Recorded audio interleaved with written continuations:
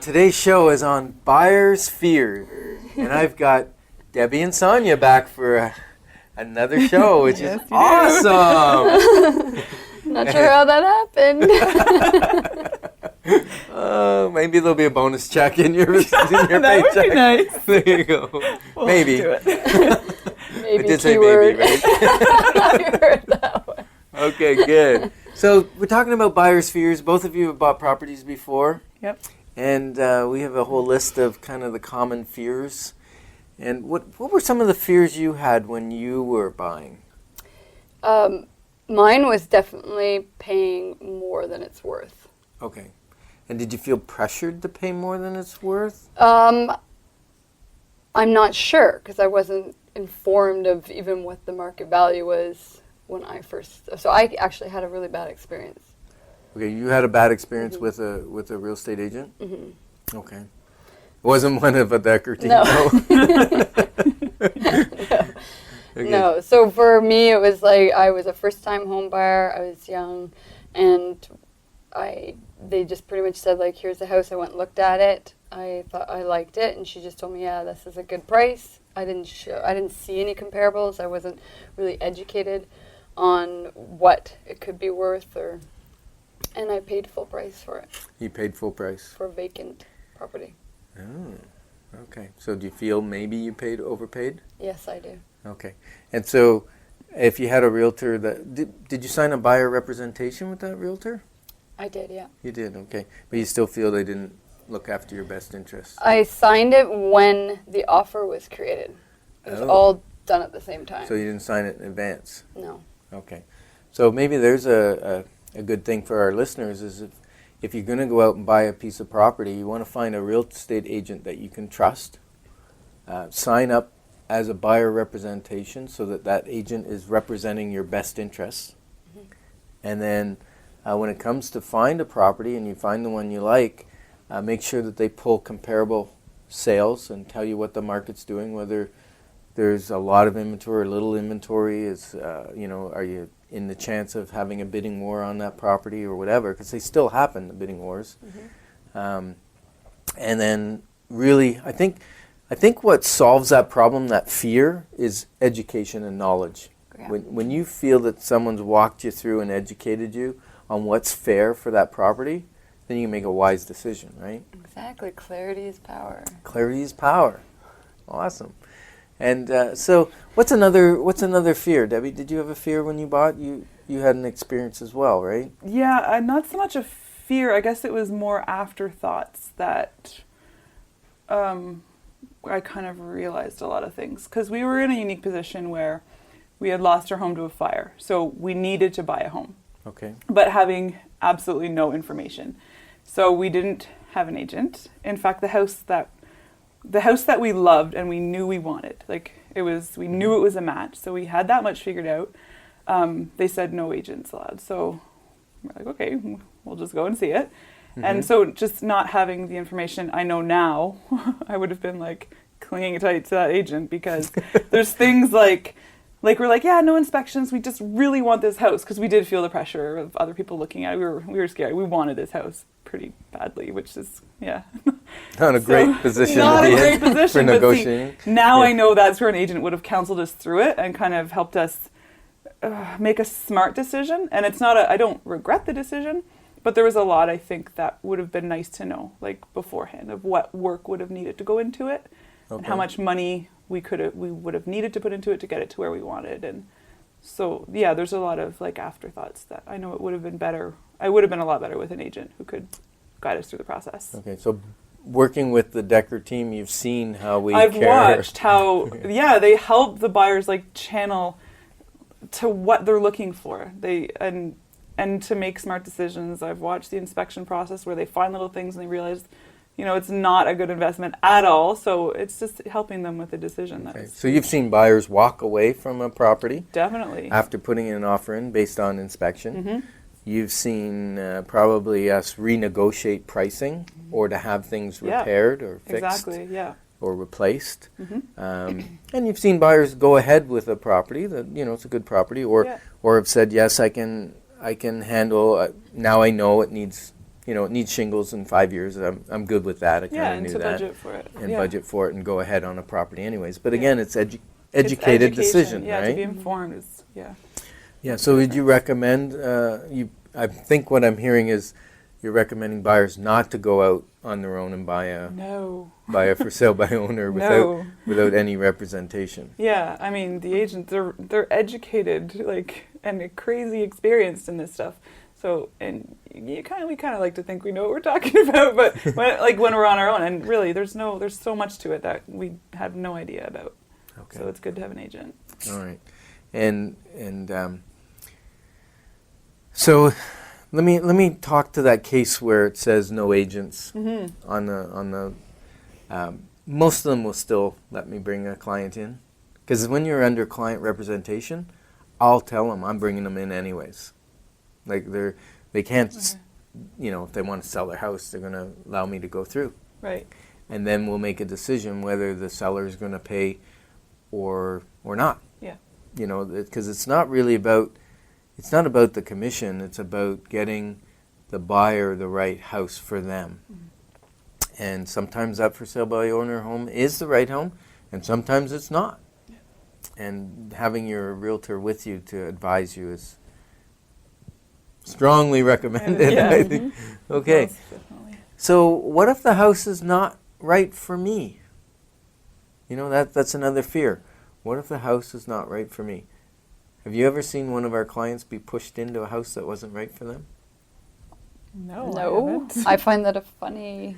It's kind of a funny Fear. fear, I'm isn't just it? kind of wondering what are you talking about? I don't know what that Okay. means. Yeah. So that's the beauty with working with the Dekker team is we don't pressure anybody to buy any house. Mm-mm. We wait till they say, yeah, this is the right house for us, and then we go to work to get it for them. Right. Then things happen pretty quickly. It might seem like there's pressure at that point, but it's not. It's just us being efficient to make sure they get the house that they've decided they want. Right. All right, so let's go on to the next. What if the prices are too high? I think that's what you were talking about. What did it pay if I paid too much, right? So we do a complete analysis of what's sold in the neighborhood in the past. We try to keep it short, 3 months, 6 months. Sometimes we have to go longer to find a property. Sometimes there are no comparables. Right. We're into a custom home. It's a unique property, unique building. We can still get general idea. Then it really comes down to, does the client want to buy it, and how much can we save them? Really that's what it comes down to. So another fear is, what if the right one comes up and I don't act fast enough? Yeah. We've seen buyers get that problem too, right? Where they say, oh, well, okay, I'll sleep on it or whatever, or I want to see more homes. I like this one, I want to see more homes. We had that recently with a house in Manotick. We called it the piano house. And the client loved it, but wasn't quite in the position to put an offer in. And then a couple weeks later, looking for a property in the Manotick area, and that one had been sold. Yeah. And now every house I showed them, they compared back to the one they missed. Right? So not being able to act fast enough. One way of avoiding that is to make sure you go to a mortgage broker or your bank and get pre-qualified, pre-approved, get all the ducks in a row, so when you go look at properties, you can make a quick decision if you find the exact right one.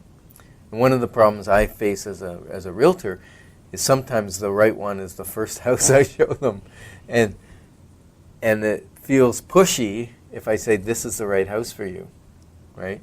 And so sometimes we have to actually lose a house before they'll make a quick decision. Yeah, sometimes the buyer's not ready to make a quick decision. So in getting pre-approved, how much time is that going to save them? Well, it's going to save the time of us looking at the wrong houses, first of all, because it's going to tell us what they can afford. Right. And then... So saving their time. Yeah. Okay. Yes. And then when we actually go to put an offer in, we still put a finance condition in because we want the finances to work. But the response time is a lot quicker because the lender already has all of their personal information. They may have already gotten letters from their employer and all the stuff done. so they can process it very quickly, because the lender has to approve not only the person, but the house with the Right. person, Okay. the match. And so that's why we make it conditional on financing, even if they're pre-approved. All right. Another fear is money pit. What's a money pit? I think there was a movie with the money pit, wasn't there? Where someone bought a house and it was just everything broke on it. Oh. Yeah, and that's a very good fear. It's a fear of how much money am I going to have to pay to maintain this property? Is it going to start leaking? Is the foundation going to break? And it's a fair question. And one of the ways we mitigate that risk is by having a home inspection. And we highly recommend a home inspection on every property, where a professional in the industry comes in and checks the plumbing, the electrical, the roof, the trusses, the foundation, all that kind of the major systems of the house, and is looking for safety issues as well as structural issues. And I don't think it's rare that someone would buy a house that's a money pit without knowing that it's a money pit. There's repairs needed. Do you know what I mean? Because once you have your inspection, they're going to say, well, the furnace is X number of years old, expect to replace that in 5 years or 10 years, expect that to be about $4,500. Expect you need to change the shingles in 10 years. The shingles on a roof this size, estimate $7,000 to $10,000. That kind of thing. So you go in with your eyes wide open, so it's not really a money pit. And if you're worried about money pit, then we'll buy a almost new house, Yeah. where everything's warranted Guaranteed. and everything's pretty new. You still can have something go wrong, but so another fear is neighbors. Does everybody always like their neighbor? You could be like me and just buy in the middle of nowhere. Oh, you don't have any Nice and neighbors. private. No. Okay, well, maybe But you don't yeah. want neighbors.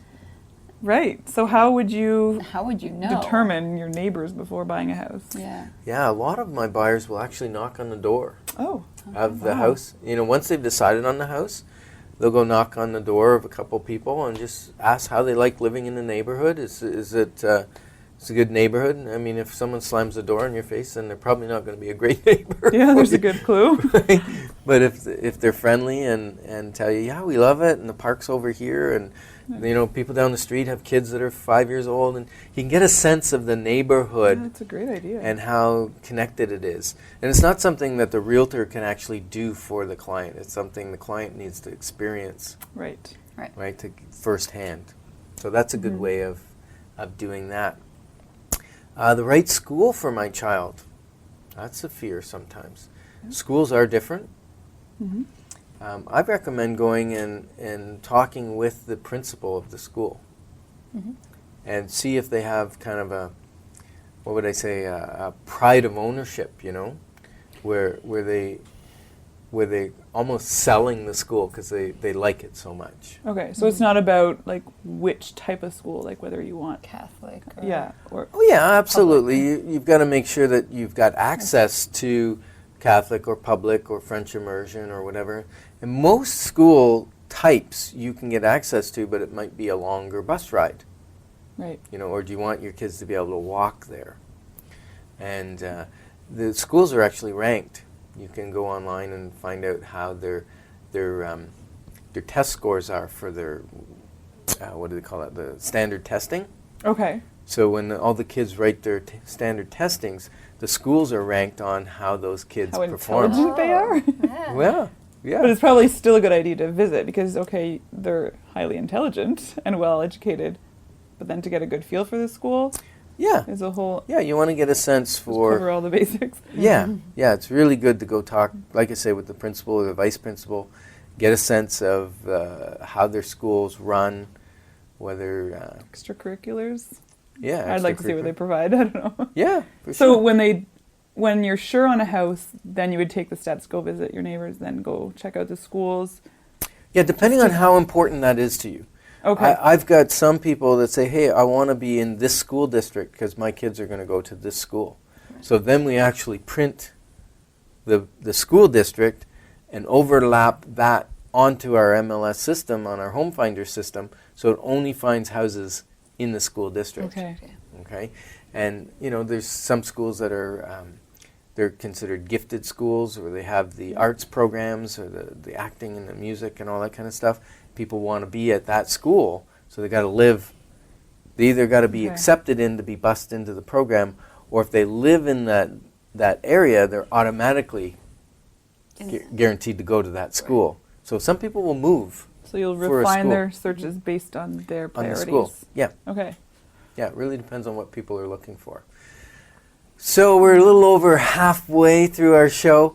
If you're just joining us, you're listening to the Inside Track on real estate, and we're talking about buyers' fears and how the Dekker team helps alleviate some of those fears. Yep. And I've got these two lovely ladies, Debbie and Sonia, with me, and they're chuckling here. You can't you can't see it, but if you go online, you can see them chuckling. I think they're laughing at me, but it's all good. So another fear is future developments. And what do we mean by future developments? So any upcoming subdivisions around them? Say? Yeah, exactly. Okay. So how would you like to buy a home that has an open field behind it, and then a couple years later a school's built and you can't stand noisy kids, or right. or something else goes in there, maybe it becomes light industrial or retail. Mm-hmm. Retail plaza goes in there. Restaurant goes in there, and you got the food bin, the garbage bin in the back, and sometimes it smells. You may have single-family homes, luxury homes, and in behind it's going in multi-family apartment or something of that nature. So it's really good to know what the future development plans are of the properties around. And you can find this out? I can. Okay. How do you do that? Well, as a real estate agent, we can look at the zoning on the different properties, which is their current zoning. That doesn't mean the zoning can't change, because they can apply for zoning change, but then the neighbors have to agree with, there's a whole process it goes through. Okay. But typically the city has planned out what they plan to put in different areas. Okay. Right? So we can look that information up for sure. Mm-hmm. Now another fear is the commute. How long a commute? Or what's the traffic going to be like, right? Mm-hmm. So what I recommend there is that you actually get in your car and drive it, right? Yeah. So if you're going to be working downtown and you're looking at a house in Canada, for instance, or in Orleans, I'm going to say, come to this house at the time you would normally leave for work and drive it, at 8 in the morning or 7 in the morning or 8:30 in the morning, and see what the traffic pattern's like. Yeah, and that's going to get you your commute. I've sold homes in the country, and then some people love it, and other people go, after a couple years ago, I can't take the drive anymore, right? And so we move them back into the city. Priorities have changed. Yeah, priorities have changed. But it's very, very important, because especially when you go out with a real estate agent and you're driving from house to house, and maybe we go see 6 houses, okay?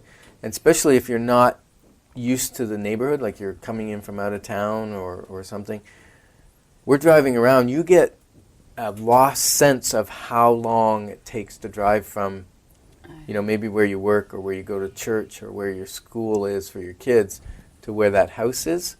So I always say, when you pick the house, now go drive it and drive to your church.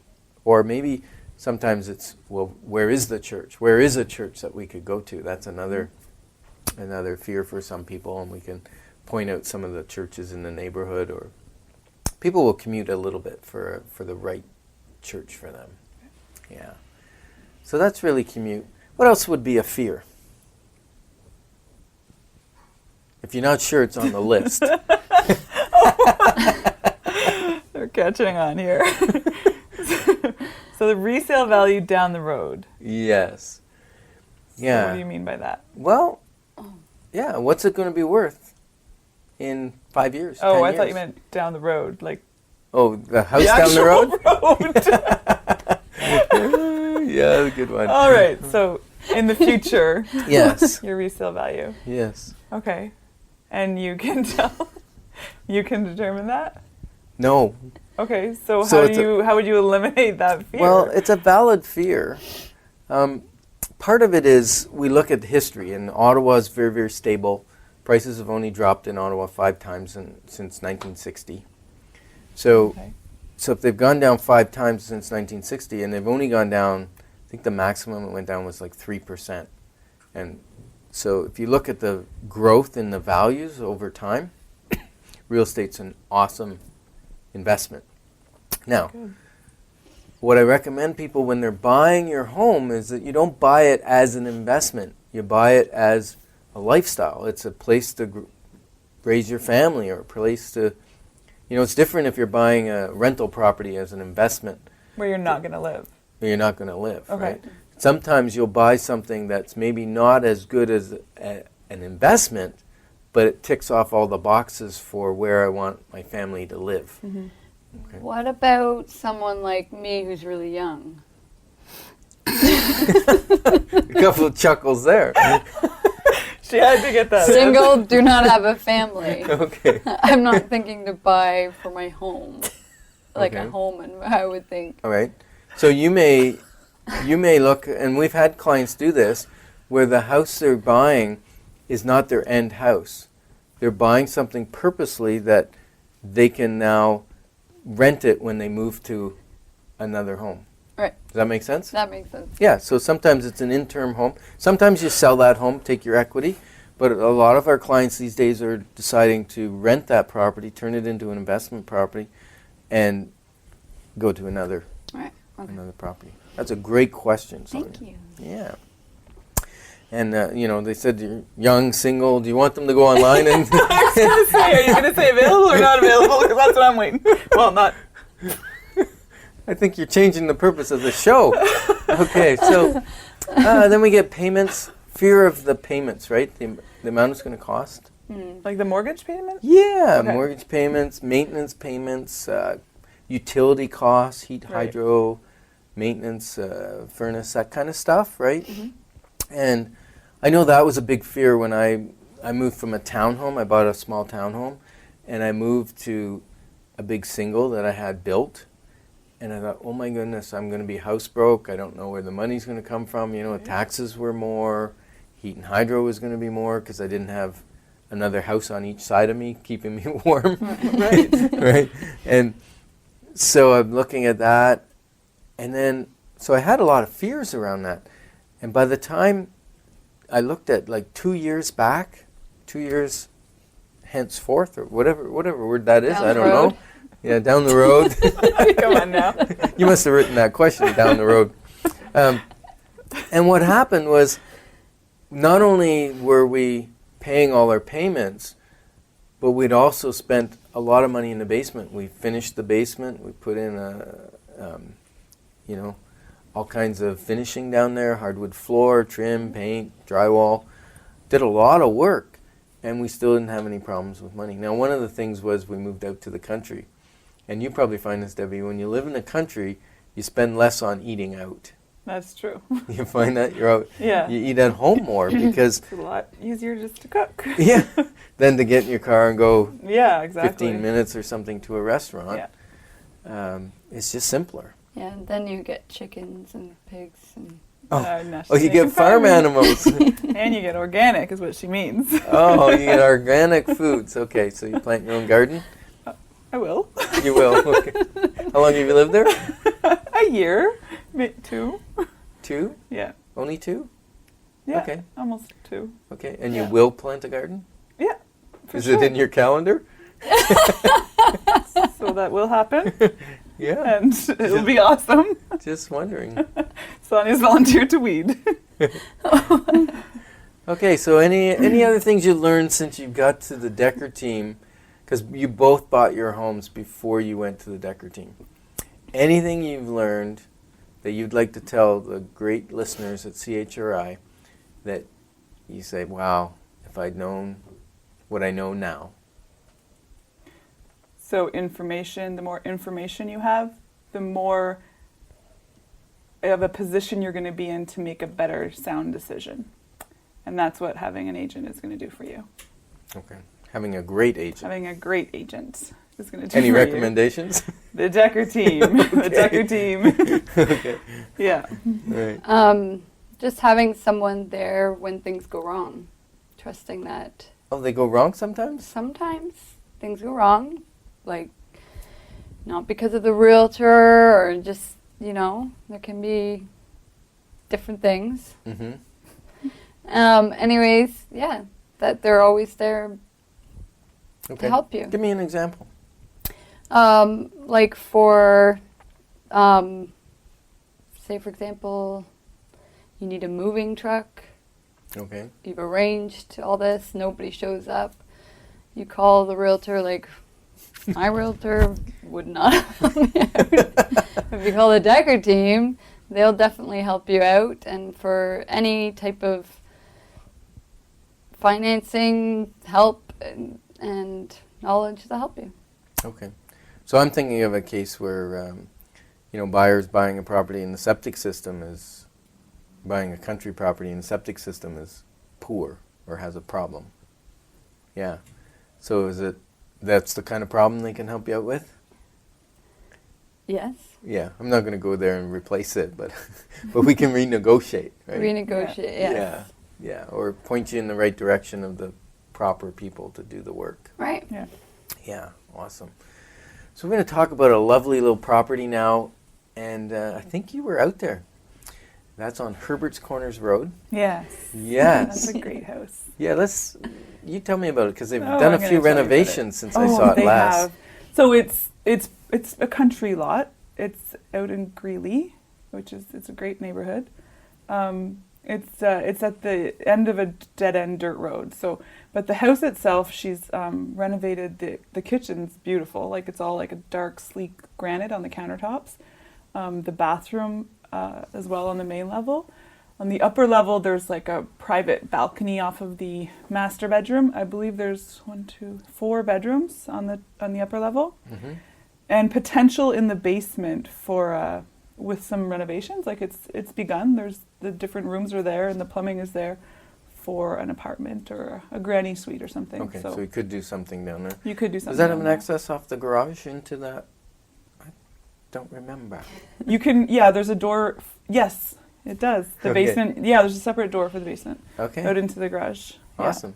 So someone Yeah. could enter that way, if you put a granny suite down there, they could enter that way. Yeah, as opposed to a coming separate through. entrance. Yeah, Yeah. it's a large Mhm. country home. It's got a great feel to it. And it's on a couple acres? Yes, large lot, geothermal heating system.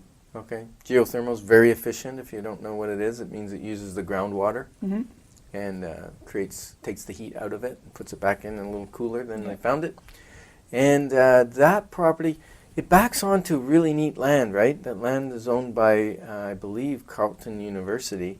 So there's like Okay. 100 acres back there that you can walk Oh, on nice. and do whatever, because right now they're not doing anything with it. Yeah, nice. Yeah, so if you want information on that property or any other property, we'd be happy to help you. Give us a shout at 613-860-4663. That's 613-860-4663, and you'll talk to one of these lovely ladies when you call. Have a great day.